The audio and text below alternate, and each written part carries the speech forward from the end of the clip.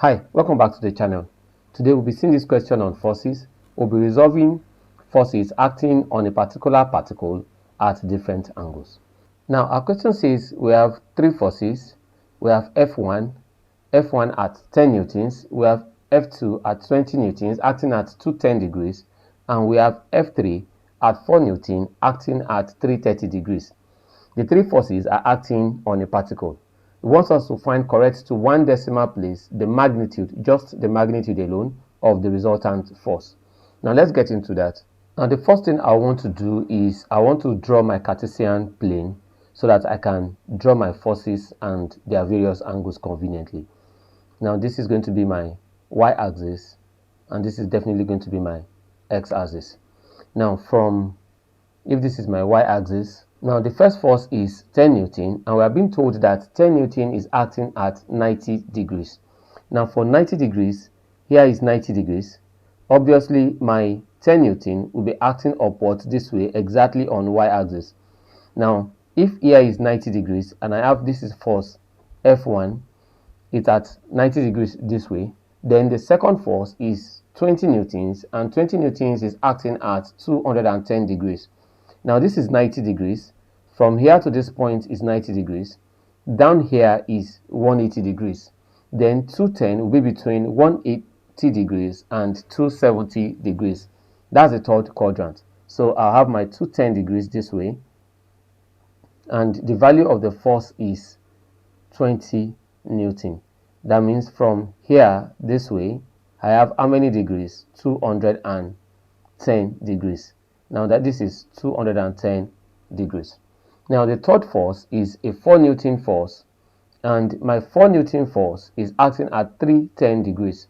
310 would definitely be between 270 and 360, so that I could have my 330 degrees this way, so that this is a force of 4 newton is acting as 330 degrees. So here this way up to this point will be my 330 degrees. Oh, sorry, will be my 330 degrees. Now we can begin to resolve each of the forces into both x component and y component, such that we'll be using their x and y components to actually solve this problem. For the force F1 has only Fy component.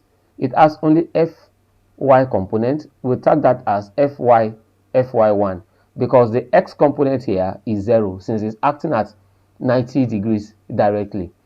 So that for F1, I can resolve F1 into F1y and F1x. But note that F1x here is 0. Now for force F2, if you look at F2, I can resolve F2 also into, I can pick it this way. Here is the x component, and obviously here is the y component. So that I'll tag this as F2y, and I'll tag this as F2x. So for F2, I have both F2y and I have F2x. Now for force F3, I can also resolve force F3 into both x and y components. Now I can still pick F3 this way. This is my F3.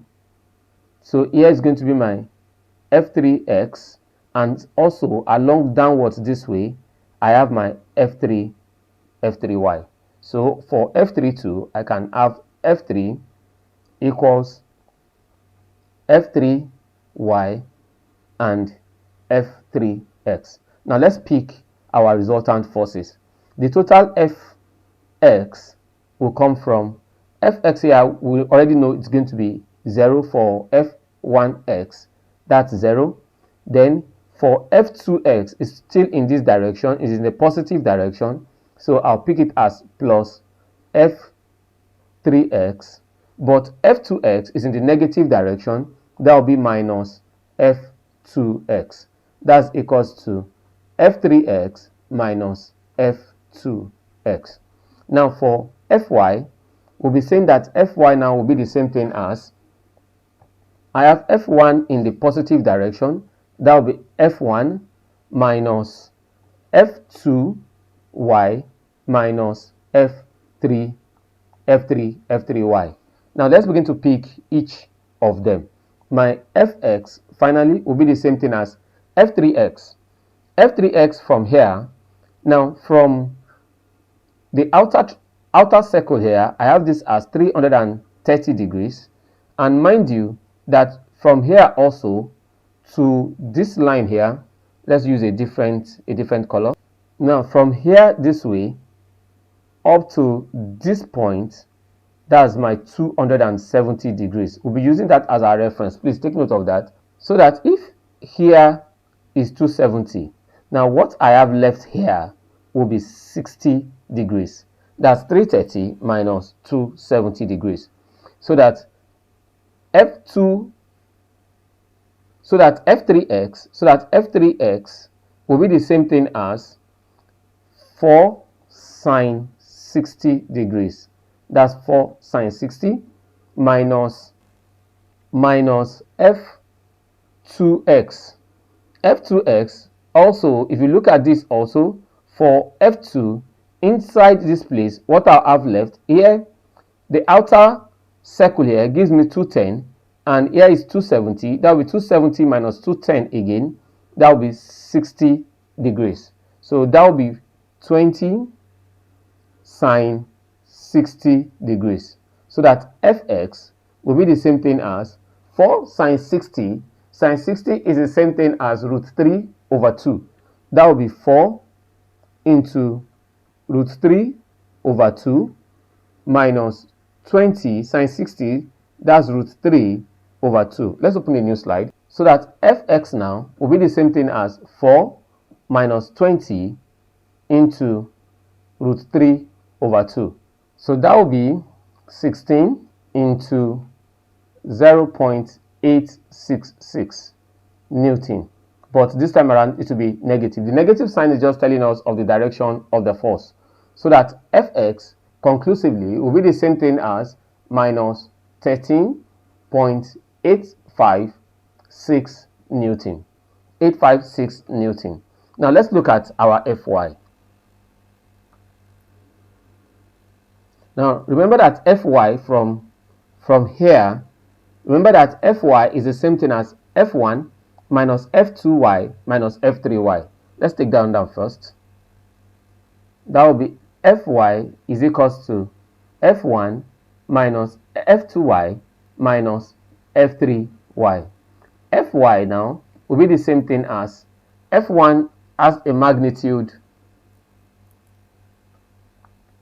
F1 has a magnitude of 10 Newton. So we'll have F1 here, that's 10 Newton minus, let's solve for F2y. Now for F2y here, I have F2 itself as 20 Newton.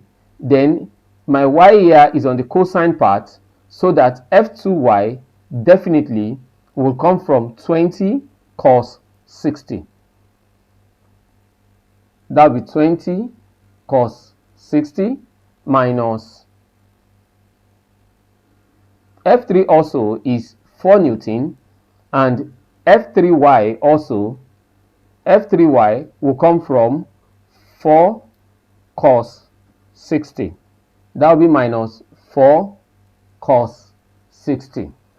So that invariably my Fy is the same thing as 10 minus cos 60 is 0.5. 10 times 20 times 0.5, that's 10, minus 4 times 0.5 once again, that's 2. So 10 minus 10, that's 0. So finally I'm left with minus 2 Newton. Now to calculate the magnitude of my force, let's take the Cartesian coordinate once again. The negative sign on both x and y tells me they fall on the negative plane. So for x, I'll have it this way. This is 13.856. And for y, I'll have it this way. This is 2 Newton. So my resultant force should fall this way. Then I can now begin to calculate my resultant force, if this is my 13.856 and this is R, obviously R will come from the square root of 13.856 all squared plus 2 squared. R now will come from square root of 13.856, that's the same thing as 191.98 plus 4. This equals to the square root of 192 plus 4. R obviously is the same thing as the square root of 196. R is the same thing as 14 Newton. R is the same thing as 14 Newton. With this, I hope you understand how I went about calculating the resultant of these forces. In case you have gray areas on calculating resultant of forces, I will include in the description below links to our lessons on calculating resultant of forces and vectors. Thank you for staying with us and see you in our next class.